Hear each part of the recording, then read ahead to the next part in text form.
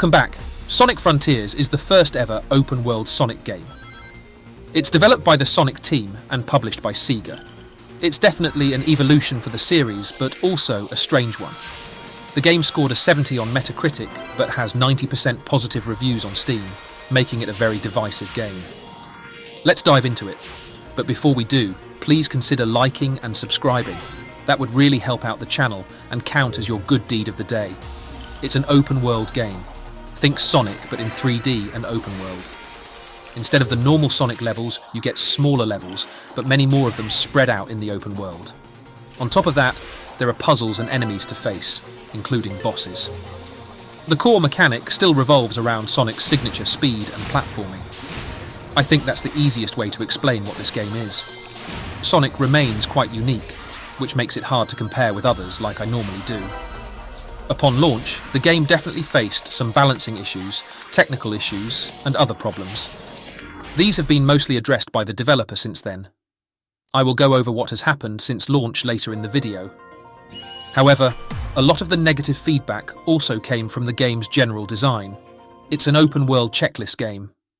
You get dropped into the game, but to progress, you need a certain amount of items that you get from doing specific activities. To progress to new activities, you need to do these tasks. On the other hand, people who liked it pointed towards the fact that it's very free and open. You can do everything at your own pace.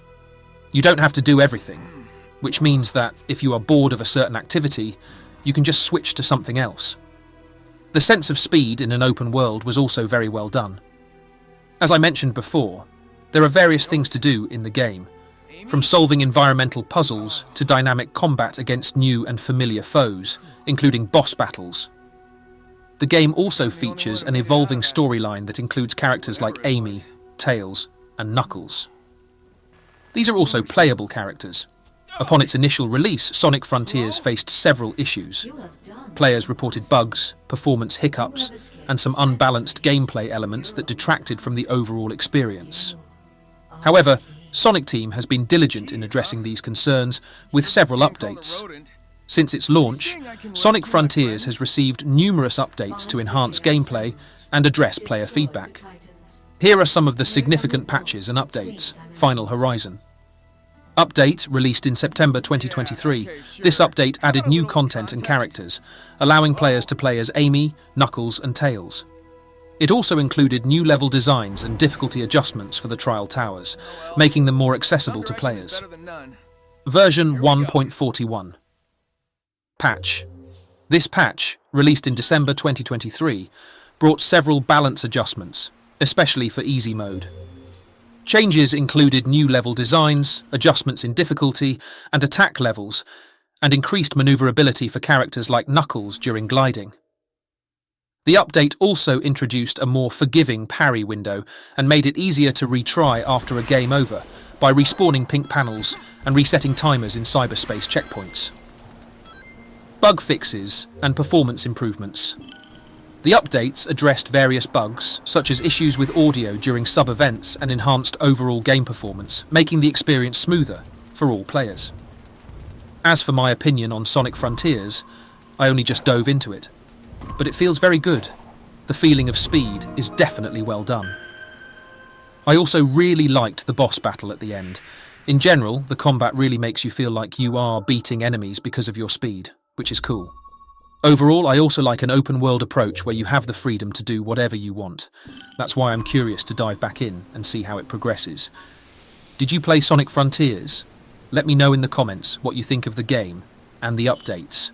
That's it for this video. If you found this helpful, please like and subscribe for more updates. Thank you so much for watching, and I hope to see you in the next video. Happy gaming!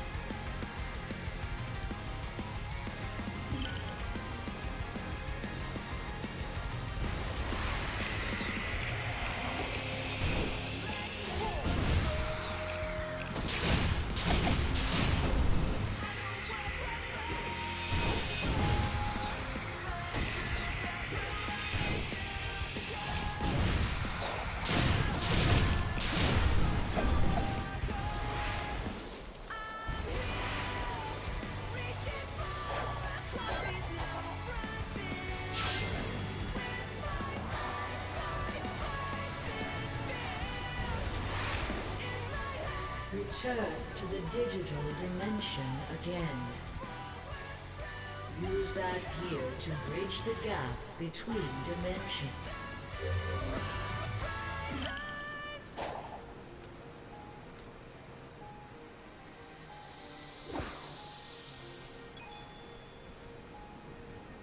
It is not enough. One gear will not.